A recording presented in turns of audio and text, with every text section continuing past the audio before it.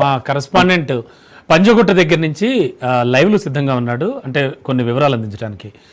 సైదులు, ప్రస్తుతానికి సిచ్యువేషన్ ఏంటి? యాడ్స్ అనేది అంటే జిహెచ్ఎంసీలో యాడ్ అలాట్మెంట్ అనేది పెద్ద మాయ కింద ఉంది.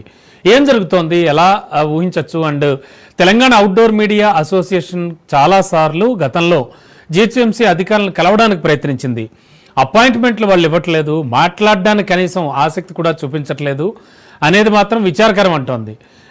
ఓవరాల్గా చూస్తే కనుక ఏం జరుగుతోంది? ఎస్ రమణ, గ్రేటర్ హైదరాబాద్ పరిధిలో అవుట్డోర్ యార్డ్స్లో అడుగడుగున అక్రమాలే చాలా స్పష్టంగా కనిపిస్తున్నాయి. ఎందుకంటే దోపిడీ కారులకు జిహెచ్ఎంసీ అధికారులు మడుగులు ఒత్తుతున్నట్టుగా కూడా పెద్ద ఎత్తున ఆరోపణలు వస్తున్నాయి.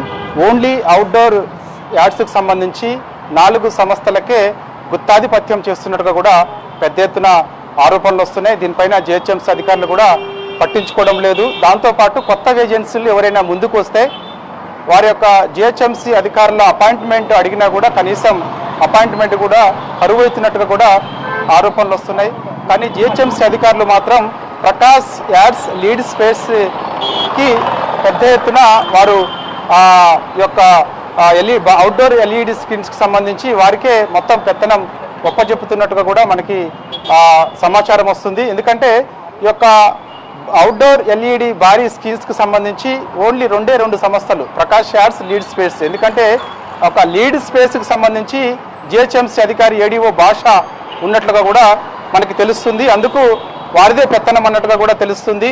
వారికి తప్ప ఇక మిగిలిన ఎవరు కొత్త ఏజెన్సీలు ముందుకు వచ్చినా కూడా వారి అపాయింట్మెంట్ కరువు అవుతుంది. వారి ఏమైనా రిక్వెస్ట్ లెటర్స్ పెట్టుకున్నా కూడా అవి రిజెక్ట్ చేస్తున్నట్టుగా కూడా సమాచారం వస్తుంది. ప్రస్తుతం మనమైతే పంజాగుట్ట దగ్గర ఉన్నాం.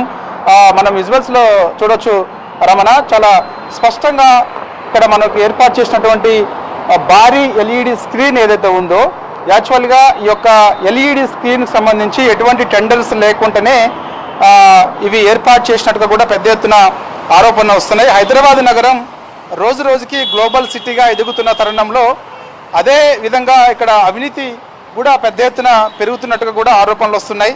హైదరాబాద్ మున్సిపల్ కార్పొరేషన్ పరిధిలో టెండర్లు లేకుండానే ఈ యొక్క ముఫకంజా కాలేజ్ దగ్గర, అంటే పంజాగుట్టకి మనం దగ్గరలోనే ఈ యొక్క ముఫకంజా కాలేజ్ ఉంటుంది. అంటే పంజాగుట్ట నుంచి ఇటు బంజారా హిల్స్ వైపు వచ్చే రూట్లో ముఫకంజా కాలేజ్ ఉంటుంది. ఆ కాలేజ్ దగ్గర భారీ ఎల్ఈడి స్క్రీన్ ఒకటి ఏర్పాటు చేశారు. అది